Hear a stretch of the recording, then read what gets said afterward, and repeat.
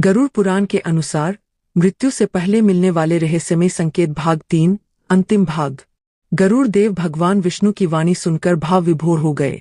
उन्होंने हाथ जोड़कर कहा, प्रभु, आपने मनुष्य के जीवन का इतना गहरा रहस्य बताया।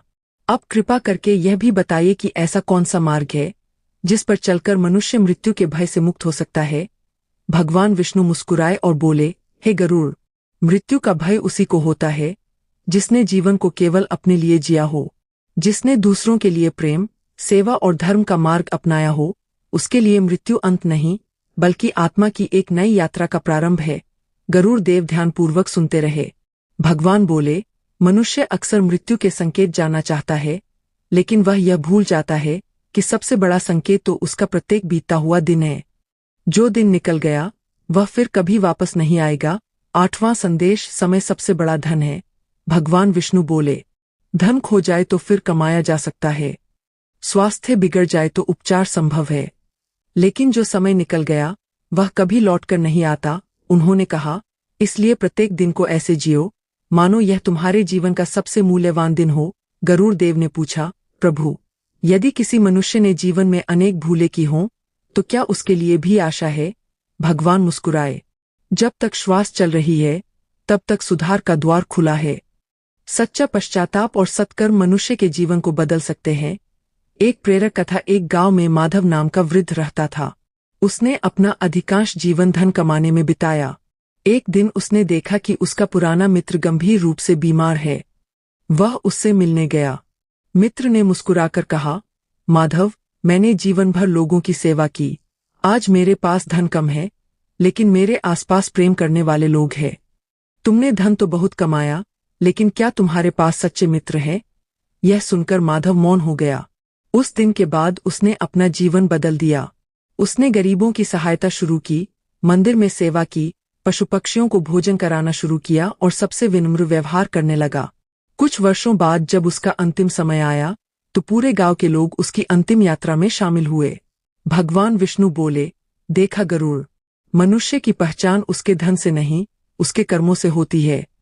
9वां संदेश, धर्म ही सच्चा साथी है। भगवान विष्णु बोले, जब आत्मा इस संसार से विदा होती है तब न धन साथ जाता है, न महल, न पद और न ही अहंकार। साथ जाते हैं केवल कर्म। उन्होंने आगे कहा, इसलिए जो मनुष्य सत्य बोलता है, माता पिता का सम्मान करता है, भूखे को भोजन देता है, असहाय की सहायता करता है और ईश्वर का स्मरण करता है, वही वास्तव में धन्य है। अंतिम उपदेश। गरुड़ देव ने पूछा, प्रभु, यदि इस पूरी शिक्षा को एक वाक्य में समझाना हो तो वह क्या होगा? भगवान विष्णु ने उत्तर दिया, ऐसा जीवन जियो कि जब अंतिम समय आए तब पछतावा नहीं, बल्कि संतोष हो कि तुमने किसी का बुरा नहीं किया और जितना बन पड़ा उतना संसार का भला किया। गरुड़ देव की आंखों में श्रद्धा के आंसू आ गए। उन्होंने भगवान विष्णु को प्रणाम करते हुए कहा, प्रभु, आज मुझे समझ आ गया कि गरुड़ पुराण का उद्देश्य मृत्यु से डराना नहीं, बल्कि मनुष्य को धर्म, करुणा और सत्य के मार्ग पर चलाना है। भगवान विष्णु मुस्कुराए और बोले, हे गरुड़, यही इस ज्ञान का सबसे बड़ा सार है। जो इसे समझ लेता है उसका जीवन भी सफल होता है और मृत्यु भी शांतिपूर्ण। प्रिय दर्शकों, मृत्यु जीवन का अटल सत्य है, लेकिन गरुड़ पुराण का संदेश केवल मृत्यु के संकेत बताना नहीं, बल्कि यह सिखाना है कि जब तक जीवन है तब तक अच्छे कर्म करने का अवसर है।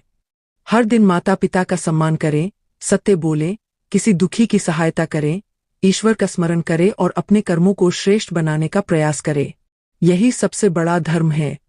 अगर आपको यह कथा पसंद आई हो तो वीडियो को लाइक करें, अपने परिवार और मित्रों के साथ साझा करें। ऐसी ही सनातन धर्म, गरुड़ पुराण, श्रीमद् भगवद गीता और महाभारत की ज्ञानवर्धक एवं मौलिक कथाएं सुनने के लिए हमारे चैनल माही ज्ञान सागर को सब्सक्राइब करें। अगर आप सच में श्री हरि के भक्त हैं तो कमेंट में ओम नमो नारायणा जरूर लिखें।